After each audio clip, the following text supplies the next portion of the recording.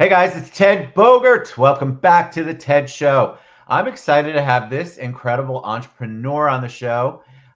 He's funny, he's an author, he's also a realtor, and he has just made a big shift in his organization, which I always find fascinating. I think it's very important for you all out there to always look at your options.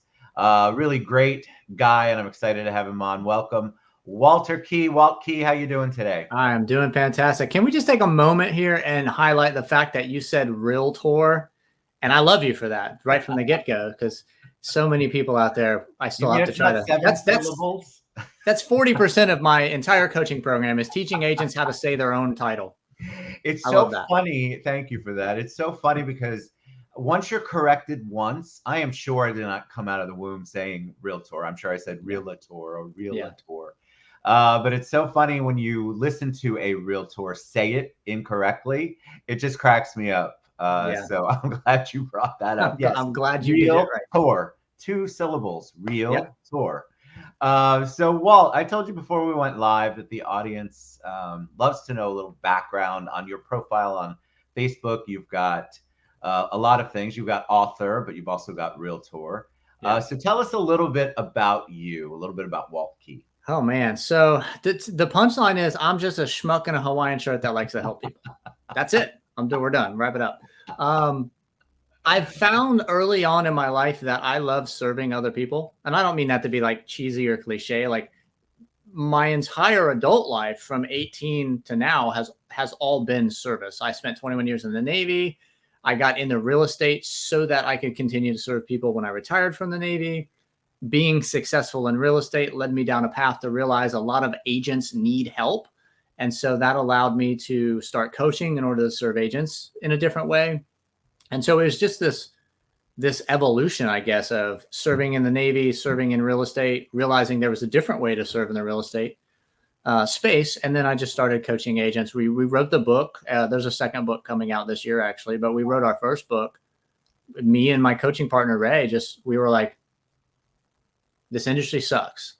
There's an 87% failure rate. That's mind-boggling. Yes. Why? And so we determined that there's only 2 reasons that agents fail. They have a knowledge gap and they have an execution gap. Yes. Almost always there's both. And it's easy to tell people, go out there and run your business, be the CEO of your company, go execute. But if they don't know what the heck they're doing, they're not going to execute. So we realized we have to fix the knowledge gap first. And that will empower most agents, not every, unfortunately, but most agents. Once you've given them the knowledge, the tools, the resources, they fix their own execution gap. Yes. And so that was the heart behind the first book is let's teach them everything they need to know to be successful and remove all of those knowledge gaps. Now they can go execute. So, well, it's interesting because first of all, I love that. And I agree. I think that knowledge gap is just key.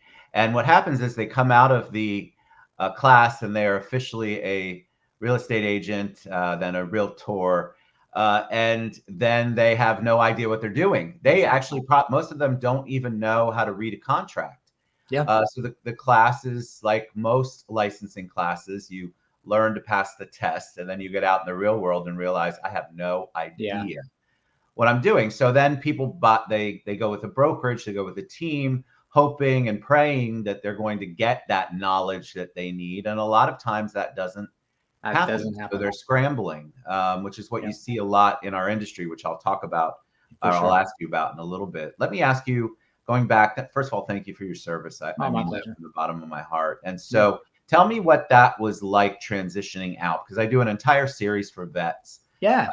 Heroes always welcome. So what was that like? Was it a difficult thing for you to figure out what you wanted to do? Talk a little bit about your transition. It was interesting. So I actually knew early in my military career that I was going to do real estate when I retired. And here's how it happened. Like it just came together, right? So early on in my Navy career, young kid, I bought my first house with a VA loan, ugly as sin, because that's all I could afford. And over the course of that tour, that couple years that we lived there, I can't even take credit for it. My wife and her girlfriends, while I was out doing the Navy thing, they were dolling up the house, mowing the yard, painting the kitchen, replacing the carpet. They just made this house pretty over a 2-year period. And then we moved and we sold it for a $27,000 profit. And we went, we should do that again. And from then on, every time the Navy moved me, my goal was buy a new primary residence and either buy it knowing I could force enough equity over 2 to 3 years, called a live-in flip, to resell it, or buy it knowing I was going to rent it out to another military family and it would become a long-term rental. So I was buying investment property to live in for 20 years. Wow. I've actually never lived in the same house physically more than about 3 years, and I custom built that house from the ground up. But during that 4-year period, I had the address. I deployed to Iraq for 7 months at a time twice. Wow. So that's technically less than 3 years, right? And so I knew for a long time real estate was going to be my second career. But as you're moving around and you're traveling, you're going to different countries, it just didn't make sense. Sure. And so we transferred to Central Virginia, thinking that I was only 18 years into a 30-year career, and we fell in love with the Blue Ridge Mountains. And within a couple months of being there, we went, I think this is the spot. So I put in my retirement papers. That would have taken me up to about 21 years. And I had 3 years left at that command. But I said, okay, I'm not moving again. Going to get my real estate license. Going to get this thing started. That gave me a 3-year ramp up. Yes. To mentally, financially prepare to walk away from active duty Navy and make enough money in real estate, hopefully, to not feel the gap. Yeah. And here's what happens. It's super funny. In the first year I was licensed, the first full year I was licensed, I made more money than the Navy had paid me over the course of about the 20 years that I was in. Like 18 years, my salary after 18 years in the Navy, I made more in real estate the first year I was in real estate. Wow. And it just grew from there. So full-time active duty Navy, full-time real estate, became the number one agent in my office, number one agent across 4 offices in the region, top 3% of my entire MLS for closed transactions while holding down the Navy gig. And so when people say like, oh, I just don't have enough time, I immediately want to pop them in the mouth. I'm like, come on, you just don't know how to use your time. If I could do it, anybody could do it. And so it just happened that way. And then I just kind of woke up and I'm like, when can I retire? Because this is going great. And then oddly enough, my wife, who our whole marriage, 2+ decades, everywhere we were going, she's like, I don't care where the Navy sends us, just not Florida. I hate Florida. I was born and raised in Tampa. It's too hot. It's too humid. I don't like to sweat. I don't ever want to go back. Okay, I've never lived in the same house for more than 3 years. I don't care where we go. And so out of nowhere, she came home to Florida for a family funeral. Most of my family and most of her family lived in Florida while we were in Central Virginia. She came back for a family funeral, spent a week here, came back to Virginia and went, we need to talk. That was so great. Being around all the family, the kids got to meet their cousins. I think we should move to Florida. And I went, one more time? And so out of nowhere, we decided we're moving to Florida. And I packaged up my Virginia business, put a contract together, sold it to another agent for multi-6 figures because it was a great business that I had built and just the years that I was building it. Moved to Florida, started completely over. Wow. Changed brokerages, built other empires, just did different things. But it was really interesting how it all came together. So the transition actually was super easy because I knew for so long that I was going to do it that I just started early. Yes. And the ramp up actually happened far faster than I thought it would. So I gave myself 3 years to work up to a real estate business that would match my Navy income. And I blew through that in the first 12 months. And then I was like, it's amazing. When do I retire? That was great. I think that's what the challenge is. Just my takeaway from what you said and from listening to other vets is begin a plan earlier. Oh yeah. At least begin thinking about and planning for, and if it involves taking classes, do what you have to do. What happens a lot of times though is that they transition out and they haven't done that. And you're 100% right. Corporate world is completely different than military world. Yeah. And so there's a lot of difficulty in transitioning, but my takeaway is definitely plan, work on something, think about what you want to do during your time in. All right, let's talk about the Carbon Club. Sure. What is the Carbon Club? So the Carbon Club, so it's a play on words, right? We spell it with a K. It's carbon is what diamonds are made out of when it's put under intense pressure. So it's kind of a play on words, right? Where our weekly meeting is the Diamond Miners meeting, right? The Carbon Club is a co-led organization of real estate agents. I was doing some stuff. Another wonderful gentleman, Robert Beam, was doing some stuff. Another phenomenal gentleman, Chris Raines, was doing some stuff. And we all kind of met together kind of in the coaching space. And we went, I love what you're doing. I love what you're doing. Well, we love what you're doing. We should build something where all of our agents collectively benefit from all three of our knowledge, tools, resources, experience. And so we built this co-led organization called the Carbon Club, originally under the eXp model. And we have built out our weekly meeting and our private Facebook Messenger and our private Facebook group. And we do a postcard campaign on the holidays. We send happy birthday videos. We have a VA that builds social media content. So I always tell people, we're kind of like the team that everybody wishes they had. When they say the word real estate team, we're the team that they want. We just don't take any of their money because we're not a formal team. And it's just been a ton of fun. We have built this empire of just helping agents be successful. It's such a unique proposition, I feel like, in this time. You see, and you just made a move, which we'll get to next, but I feel like agents are really looking for that support. Yes. They're looking for that camaraderie. They're looking for, hey, can I bounce an idea off of you? And because some of these mastermind groups are so ruthless. Yeah. It's a tough place to be if you really are an agent that has questions and wants to learn. And so to create that in the Carbon Club, I mean, kudos to you guys, because it's much needed. I guarantee you have tons of positive feedback and people are growing and learning from it. Yeah, we have a very solid track record of success. So I'm a nerd by background. I'll be the first to admit, like, if somebody starts talking numbers with me, I'll break out a spreadsheet and I'll tabulate it. I'm that guy that will analyze a company's financial statements to determine if I want to individually invest my money in their stock. Like, I don't need a portfolio manager. I'll do it myself. So I'm all about the numbers. I know all the stats. I know all of the data points. And so we were sitting around one day and we're talking about the 87% statistical failure rate. 80% of that failure happens in the first 2 years an agent's license. Yeah. They never renew their license. In the first 2 years, 80% are gone. And so I just thought about it. I was like, I feel like our agents are doing well. I want to run the numbers. And so I pulled up our organization and I analyzed every agent that had been with us for at least 90 days. And we have about an 80% success rate. Our agents are out there closing deals, making it happen for themselves. It's amazing. In a world with an 80% failure rate, we have created an environment with an 80+% success rate.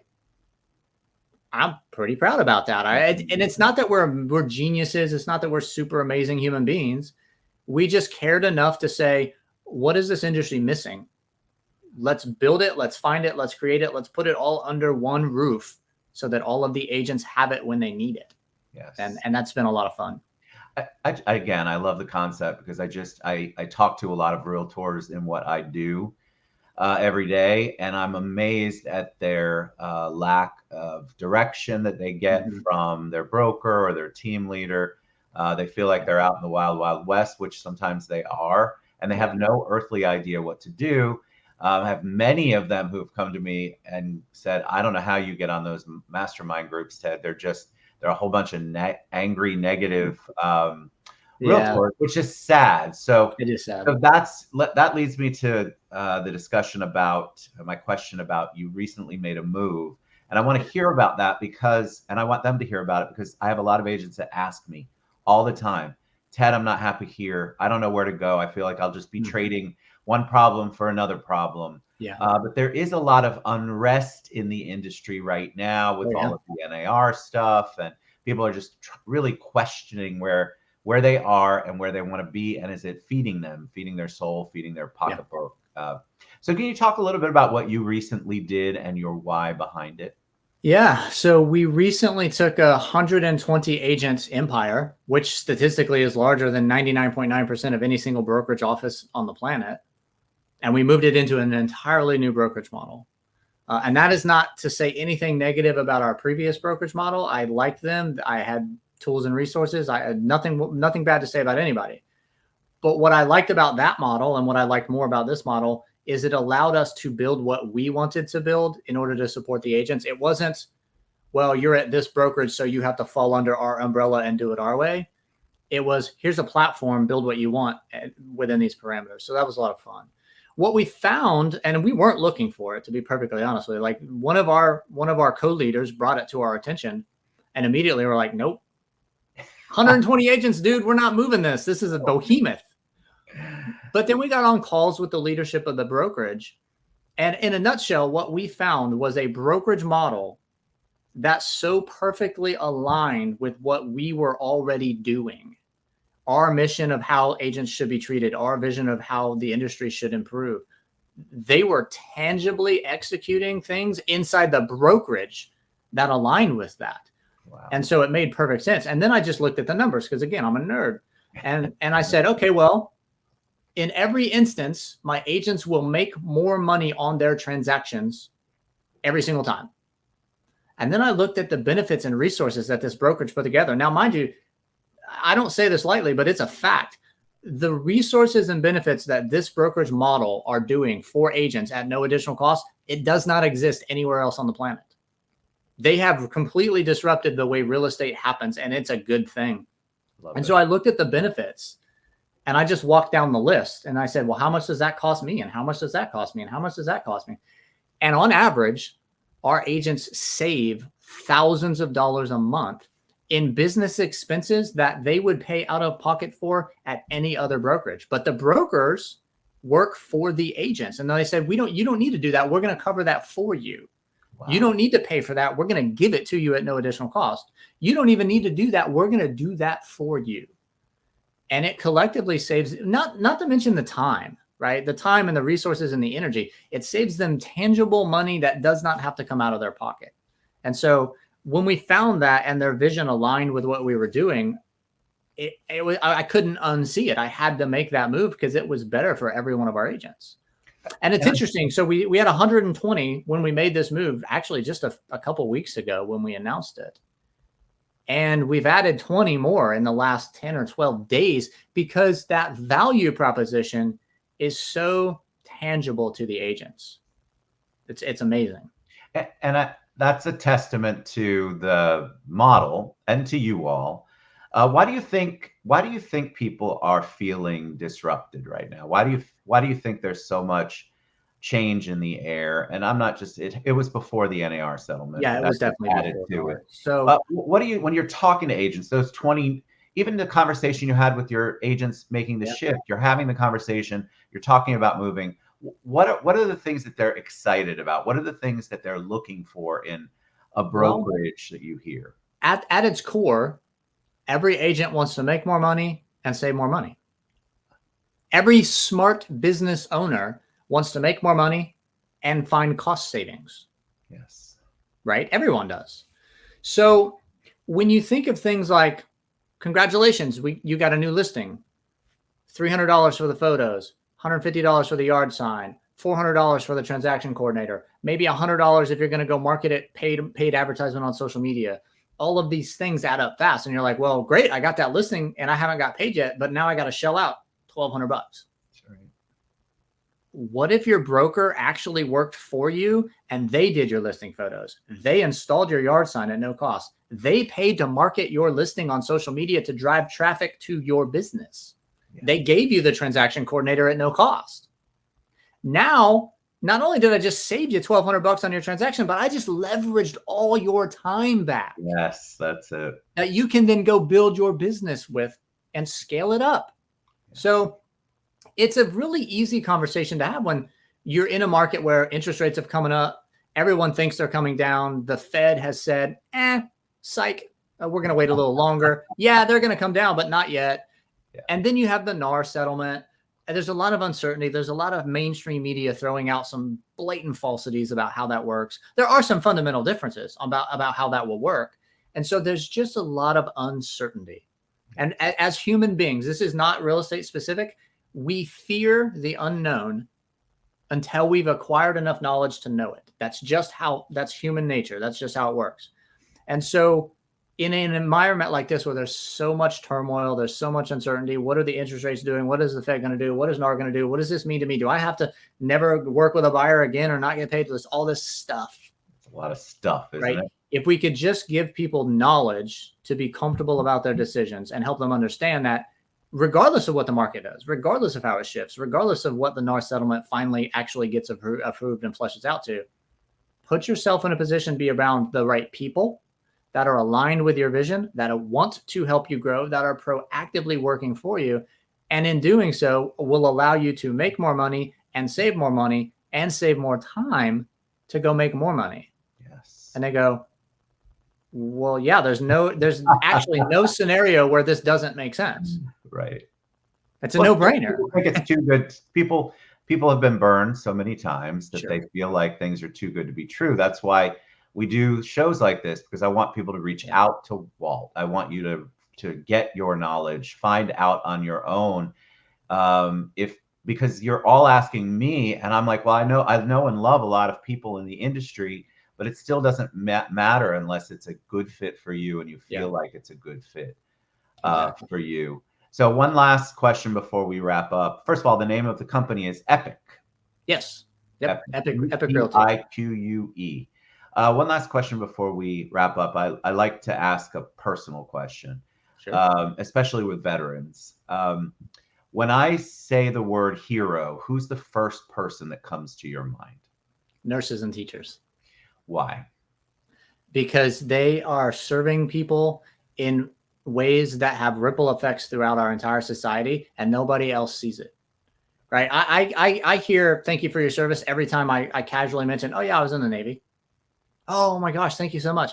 Hey, listen, it was 21 years of my life. It affected me. It affected some other people.